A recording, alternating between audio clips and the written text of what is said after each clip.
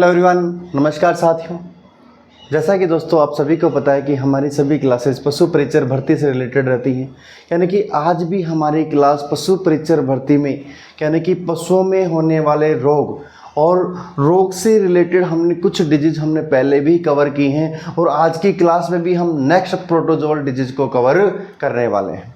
यानी कि आज की जो हमारी क्लास है प्रोटोजोअल डिजीज को लेकर रहने वाली है और प्रोटोजोअल डिजीज में भी आज हम देखने वाले हैं ट्रिपनोसोमियोसिस या हम कहें पशुओं में होने वाला सर्रा रोग। यानी कि स्पेसिफिक अगर बात करें कि सर्रा ट्रिपनोसोमियोसिस यानी कि ये जो बीमारी है सर्वप्रथम किस जानवर में देखी गई तो उसको लेकर भी हम डिस्कस करेंगे। कहाँ से इसकी खोज की गई, क्या इसके लक्षण पशु में दिखाई देते हैं, क्या क्या इसके उपचार में हमें पशु को देना चाहिए। तो चलिए करते हैं शुरुआत ट्रिपनोसोमियोसिस या हम कहें सर्रा बीमारी को लेकर। देखिए बात जहाँ आती है सर्रा रोग की, मेनली अगर बात करें तो एक प्रकार से अगर देखें तो सर्रा कैसी बीमारी है, प्रोटोजोअल। कैसी है? प्रोटोजोअल। यानी कि एक प्रकार से प्रोटोजोआ से होने वाली बीमारी है कौन सी, ट्रिपनोसोमियोसिस या सर्रा रोग।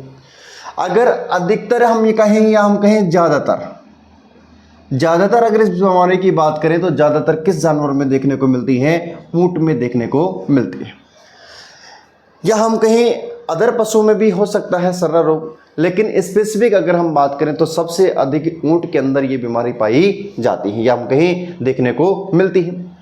सर्रा रोग का अगर कारक देखें या हम कहें इसका रोग कारक यानी कि किस प्रोटोजोआ के कारण ऊंट के अंदर ये बीमारी पाई जाती है या हम कहें ऊंट में दिखाई देती है। तो इस रोग का रोग कारक क्या है, ट्रिपनोसोमा इवांसाई। यानी कि ट्रिपनोसोमा इवांसाई प्रोटोजोआ के कारण ये बीमारी ऊंट के अंदर दिखाई देती है। अगर थोड़ा सा हम सर्रा रोग को लेकर अगर बेसिक अगर हम बात करें कि जो सर्रा रोग है या हम कहें जो सर्रा रोग होता है पशुओं में किस प्रोटोजोआ के कारण हो रहा है, ट्रिपनोसोमा इवांसाई के कारण हो रहा है। यानी कि ये जो ट्रिपनोसोमा इवांसाई प्रोटोजोआ है इसकी खोज सर्वप्रथम किस वैज्ञानिक ने की थी। अगर वैज्ञानिक की अगर हम बात करें या हम कहें इस प्रोटोजोआ की जो खोज है किसने की थी, ग्रिफिथ इवांस नामक वैज्ञानिक ने।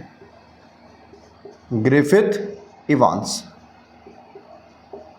यानी कि ग्रिफिथ इवांस ने कब, 1880 में।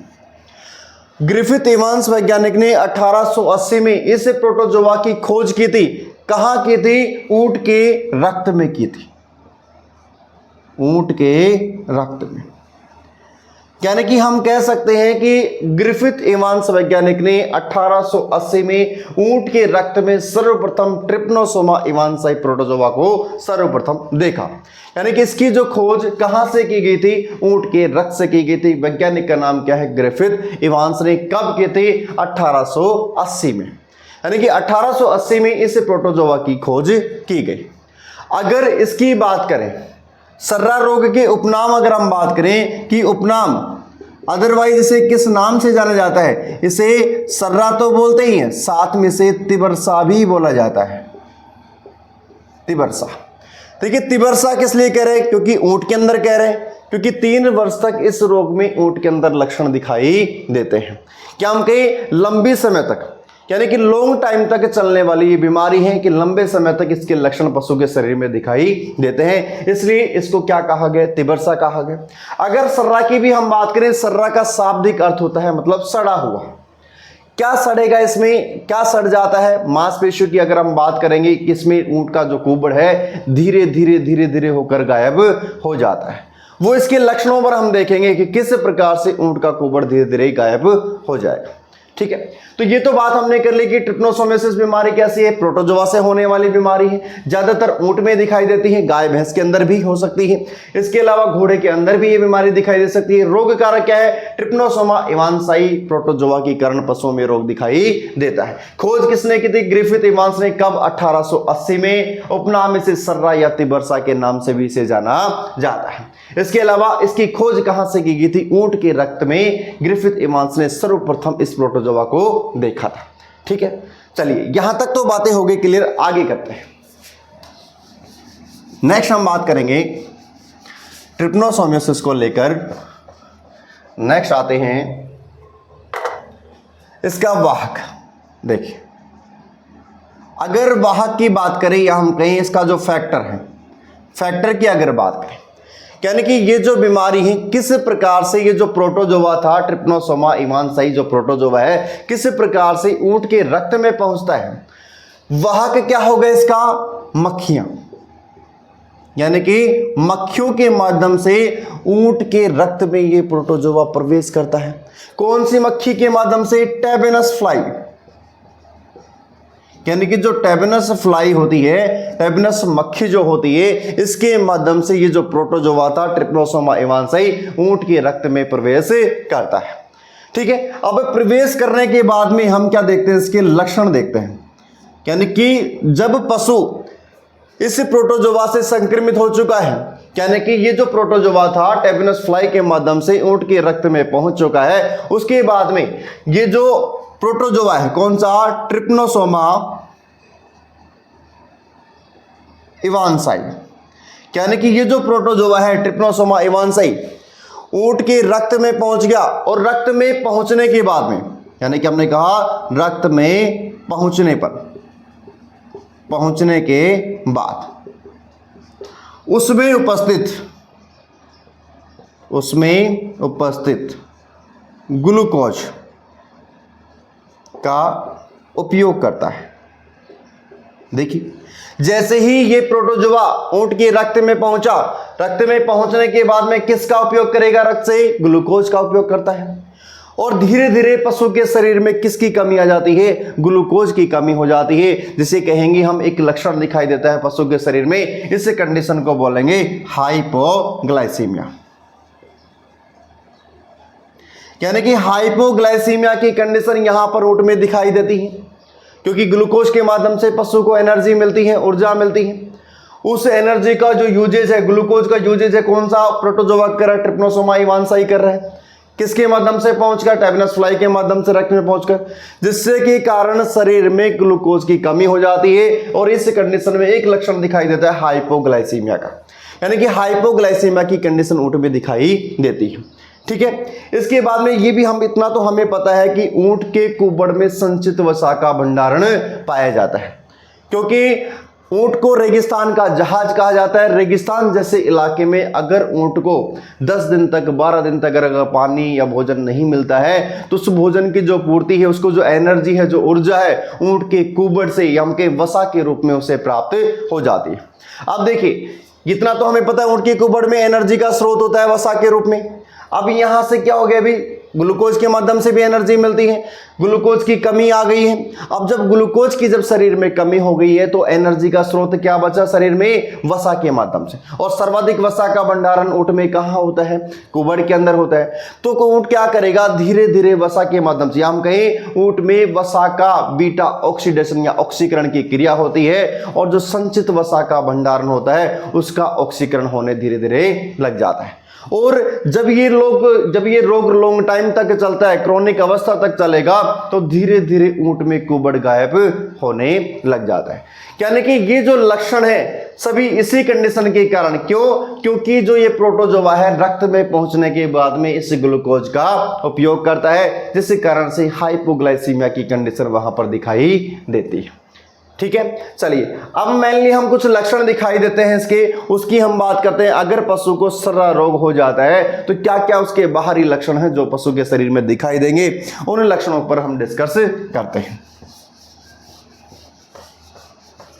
चलिए, नेक्स्ट आता है कुछ लक्षण। यहां पर जो लक्षणों की हम बात करने वाले जो बाहरी तौर पर दिखाई देते हैं सर्रा रोग के अंदर, तो दो परिस्थितियों में, एक तो कौन सी आती है? एक्यूट, यानी कि एक तो एक्यूट कंडीशन के दौरान जो कुछ दिनों की होती है, यानी कि एक्यूट कंडीशन के दौरान पशु के शरीर में क्या क्या लक्षण दिखाई देते हैं उन पर हम डिस्कस करते हैं। देखिए, मेनली अगर हम बात करें तो पशु की जो आंखें हैं, पशु की आंखें लाल हो जाती हैं, इसके अलावा तेज बुखार आना,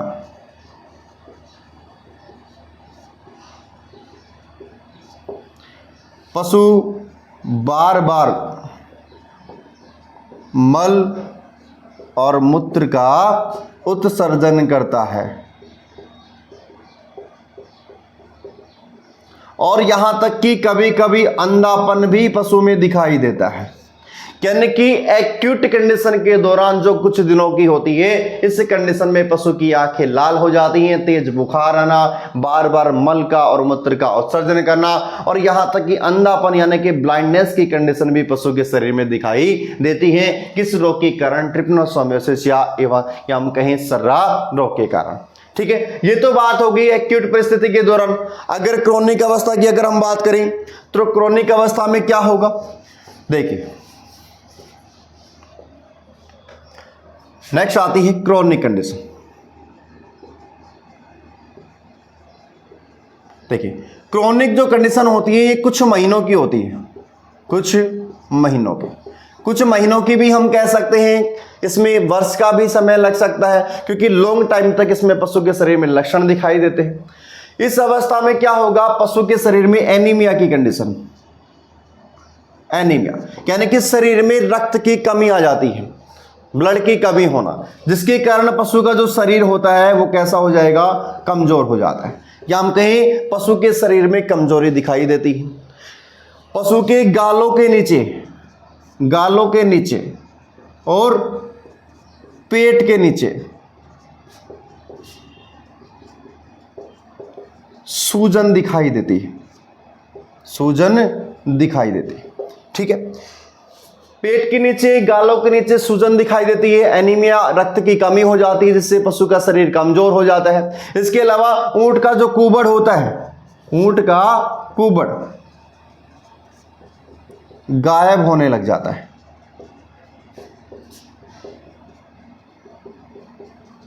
यहां पर गायब होने का मतलब क्या है? क्योंकि देखिए, जहां से हम बात कर रहे हैं ऊंट में एनर्जी की, ऊर्जा की हम बात कर रहे हैं कि जब भोजन को ग्रहण नहीं करता है तो उसकी जो एनर्जी होती है उसे कहां से मिलती है? ऊंट के कुबड़ से मिलती है, क्योंकि कुबड़ में वसा का भंडारण होता है। जब प्रोटोजोवा ने, या हम के ट्रिपनोसोमा इवांसाई प्रोटोजोवा ने धीरे धीरे क्या किया था? रक्त के माध्यम से ग्लूकोज का उपयोग किया था, जिस कारण से शरीर में ग्लूकोज की कमी हो गई। तो ऊर्जा का स्रोत क्या बचा पशु के शरीर में? वसा के माध्यम से एनर्जी प्राप्त करना। तो ऊंट धीरे धीरे क्या करता है? कुबड़ में जो उपस्थित वसा होती है उसको एनर्जी के स्रोत के रूप में ग्रहण करता है। तो एक समय ऐसा आता है कि धीरे धीरे ऊंट का जो कुबड़ है वो गायब होने लग जाता है। यानी कि इस कंडीशन के दौरान पशु के शरीर में एक्यूट और क्रोनिक कंडीशन के दौरान ये लक्षण दिखाई देते हैं। चलिए, ये तो बात हमने करी लक्षणों की, रोग कारक की, और हमने बात करी उपनामों की। अब बात करते हैं, जब पशु के शरीर में ऐसे इस प्रोटोजोअल डिजीज के कारण कुछ लक्षण अगर दिखाई दे रहे हैं तो इसके इलाज के लिए हमें क्या करना चाहिए?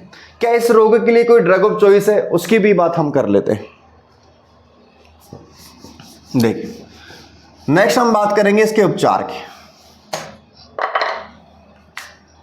नेक्स्ट हम बात करने वाले हैं उपचार।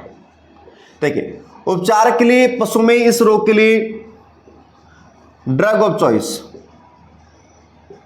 यानी कि हम कह सकते हैं इस रोग के लिए पशु के शरीर में स्पेसिफिक दवा भी है, एंटीडोट भी है इस रोग का। कौन सा है? उस दवा की अगर हम बात करें, क्विनापायरामिन सल्फेट।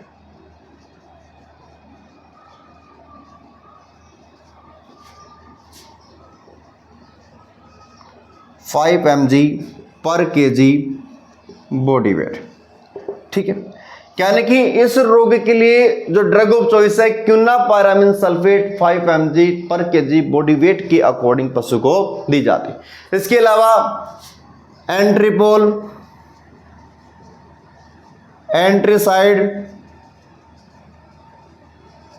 सुरामिन, नागानोल इत्यादि दवाओं को भी यूज किया जाता है सर्रा रोग के दौरान। देखिए, उपचार की हम बात करें, ड्रग ऑफ चॉइस के रूप में क्विनापायरामिन सल्फेट 5 mg पर kg बॉडी वेट के अकॉर्डिंग पशु को दी जाती है। एंट्रीपोल, सुरामिन, एंट्रीसाइड और नागानोल जैसी दवाओं को भी पशु के सर्रा रोग के अंतर्गत काम में लिया जाता है। तो ये था दोस्तों आज की वीडियो का हमारा डिस्कशन, और पशु परिचर भर्ती का जो हमने एक टॉपिक लिया, प्रोटोजोअल डिजीज में एक रोग देखा है ट्रिपनोसोमियासिस, या हम कहें सर्रा रोग, जो ज़्यादातर ऊँटों के अंदर दिखाई देता है। सर्रा या तेबरसा 3 वर्ष तक इसके लक्षण दिखाई देते हैं। उस रोग को लेकर हमने डिस्कस किया है कि किस प्रकार से पशु के शरीर में रोग कारक है, लक्षण क्या क्या दिखाई देते हैं और इसके ट्रीटमेंट या उपचार में हमें क्या देना चाहिए। चलिए मिलते हैं नेक्स्ट वीडियो में। आज के लिए थैंक यू सो मच। जय हिंद, जय भारत।